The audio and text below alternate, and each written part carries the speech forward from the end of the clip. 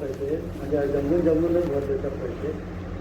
बेटा 50,000 कुठं मी म्हणजे 50,000 कुठून डिस्काउंट करणार आहे. 10-20,000 रुपये म्हटले तर मी कसे एका वेळेस भरणं होत होतं म्हणून आम्ही हळूहळू जमा केले. इकडून तिकडून मागून 20,000 कसे कमी करणार, 50,000 कसे कमी करणार. 50,000 म्हणजे काय आहे अमाऊंट. मला काय म्हणजे 17-18 लाख रुपयाचं ऑक्सिजन लागते बेटा, 4-5 लाख रुपयाचं पेशंट यांचा पगार लागते. बरोबर आहे. आणि बाकी मग भाडं झालं, औषधी माझ्याकडून होत्या. असं नाही की तुम्ही मला औषधी आणून दिल्या किती औषधीच 50,000 रुपयाची आहे. किती तू पाहिलं नाही हिशोब, त्याच्यामध्ये काही वेगळं आहे का तुला वाटते का? बरोबर आहे. एवढं कमी नाही होऊ शकत ना. ये गलत है, तुम्हारा गलत है, मेरे को समझ.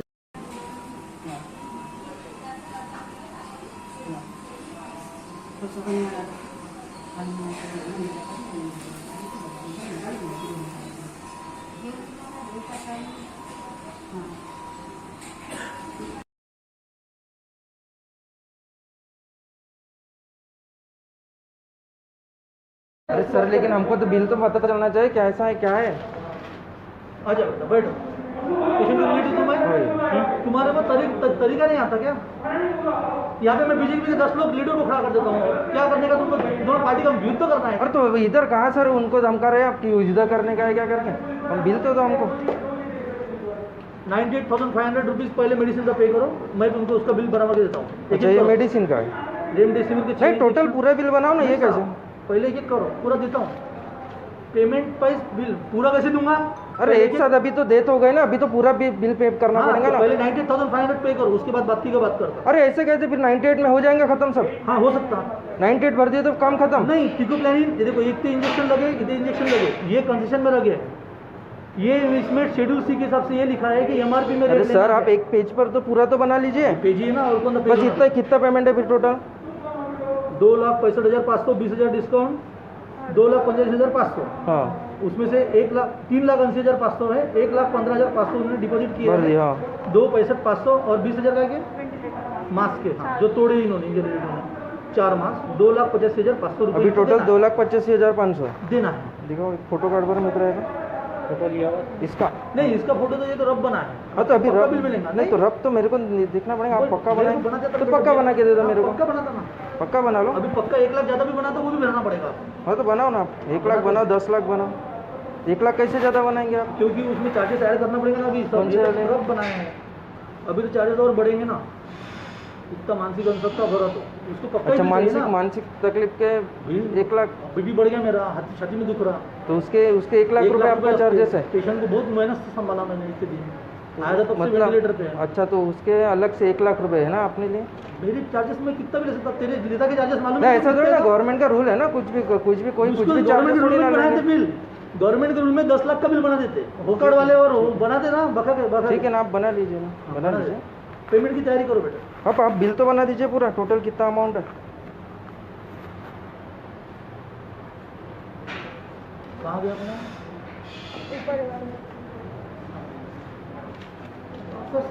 ये इस तरीके का तेरे पहले एडवांस में वैसे इसलिए मैंने बोला था. ये तरीका है तेरा. अभी तो तेरे को 1 रुपया का कॉपरेट नहीं करूँगा. कॉपरेट नहीं भी किए अभी तो 3 क्या लाख होगा रुपये पूरे सर? भरना पड़ेगा. ठीक पहले है. मैं सोचा था कि तेरे पैसे कम करूँगा. सर ऐसा धमका रहे आप उनको.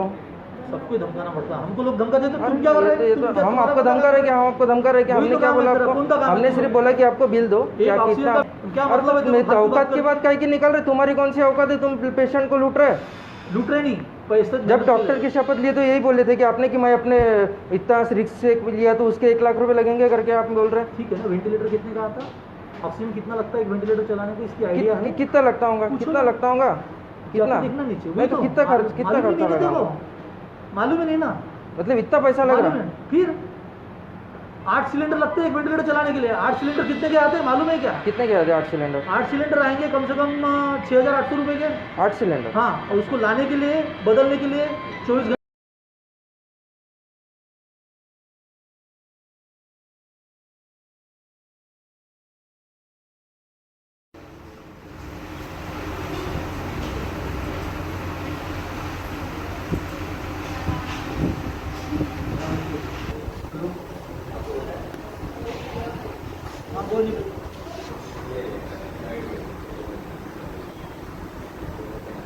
व्हिडिओ मी आताच बघितला, तो पेशंट नाव आहे कृष्णा सोनी. हा पेशंट ॲडमिट झालेला होता 10-12 दिवसापूर्वी.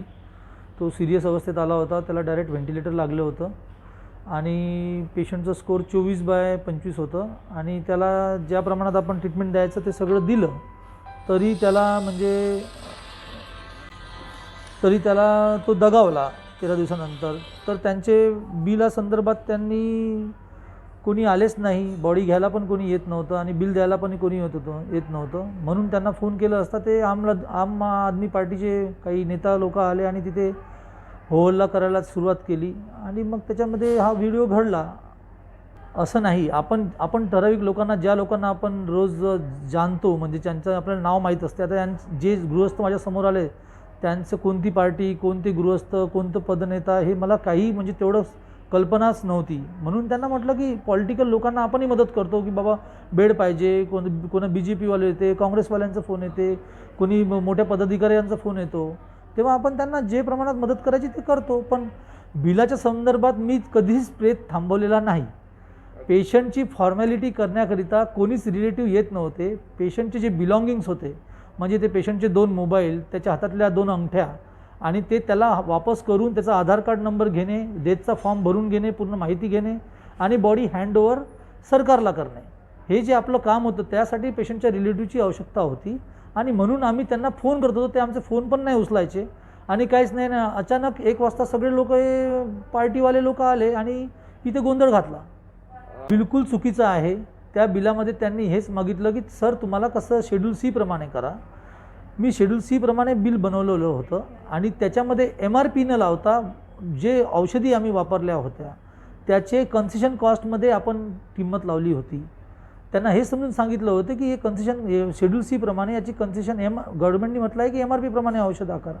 पण आम्ही ते न आकारता ज्या कॉस्टमध्ये, कन्सेशनल कॉस्टमध्ये आम्ही औषधी देतो त्याच कॉस्टमध्ये पेशंटला आम्ही देत असतो आणि ते सांगण्याचा प्रयत्न त्यांना करत होतो.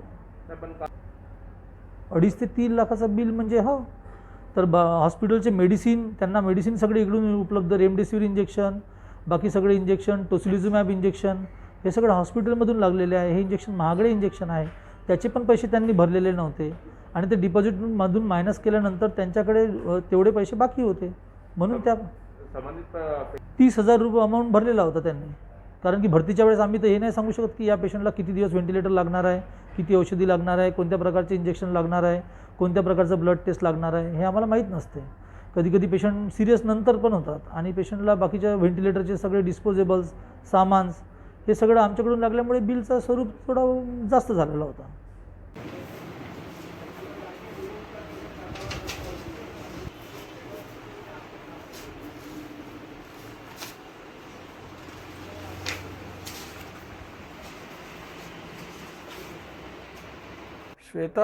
प्रकरण असं होतं की श्वेता हॉस्पिटलमध्ये कृष्णकुमार सोनी 41 वर्षाचे, जे जीवन प्राधिकरणमध्ये काम करतात, ते कोविडमध्ये मागील 11 दिवसापासून तिथे श्वेता हॉस्पिटलमध्ये दीक्षित यांच्या अधिपत्याखाली म्हणजे तिथे ॲडमिट होते.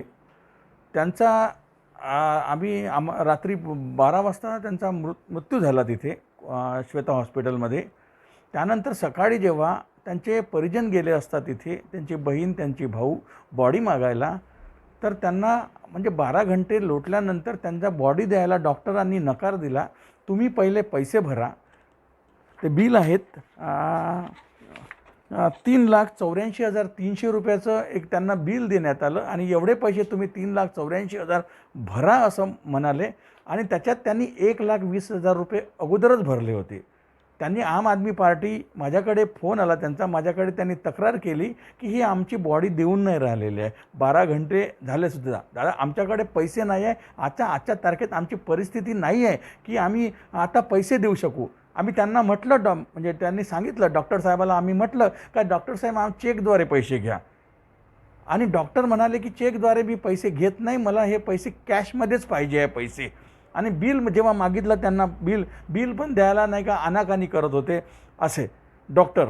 तर मग आम्ही तिथे गेलो. आम्ही गेल्यानंतर आम आदमी पार्टी माझ्यासोबत मयूर राईकवार होते आणि जिल्ह्याचे कोषाध्यक्ष भिवराज सोनी होते. आम्ही साधेपणाने डॉक्टर साहेबांना जेव्हा विचारणा करायला गेलो तिथे, डॉक्टरांना विचारलं का सर तुम्ही या बिलांचं हे कसं का, तर इतक्या उद्धटपणे उत्तर दिलं की तुम्ही कोण, असे आम्ही पार्टीवाले खूप पाहिले आहेत, तुम्ही कोण. आता मी BJPचे 10 लोक तिथे आम्ही आत्ता पदाधिकारी इथे आत्ता तुमच्यासमोर उभे करून दाखवतो, अशी ती उर्मटपणाची जी भाषा आहे. आणि आम्हाला म्हणजे मी अध्यक्ष जिल्हाध्यक्ष असल्यानंतरसुद्धा आम्ही साधेपणानं बोलत आहे की या पेशंटबद्दल विचारणा करतो आहे या पेंडॅमिक काळातले, तर आम्हाला हट जाओ निकल जाओ यहाँ से गेट आउट अशा शब्दात आम्हाला त्या डॉक्टरनी आम्हाला हे केलं.